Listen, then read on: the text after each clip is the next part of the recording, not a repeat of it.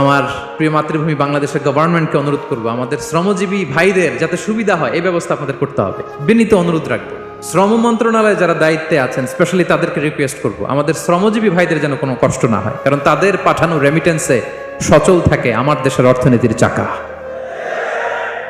তারা ভালো থাকলে ভালো থাকবে বাংলাদেশ। ভেরি সিম্পল, ঠিক কিনা বলেন? আমার যে ভাইটা পরিচ্ছন্নতা কর্মী, রাস্তা ক্লিন করে, এয়ারপোর্টে ওয়াশরুম ক্লিন করে, একজন পরিচ্ছন্নতা কর্মী তারও 20 থেকে 30 হাজার টাকা বাংলাদেশে ঢোকে প্রতি মাসে। আপনি চিন্তা করতে পারেন? হ্যাঁ, 6টা মাস যদি রেমিটেন্স বন্ধ হয়, শ্রীলঙ্কার চেয়েও খারাপ অবস্থায় বাংলাদেশে চলে যাবে। Just only 6 months.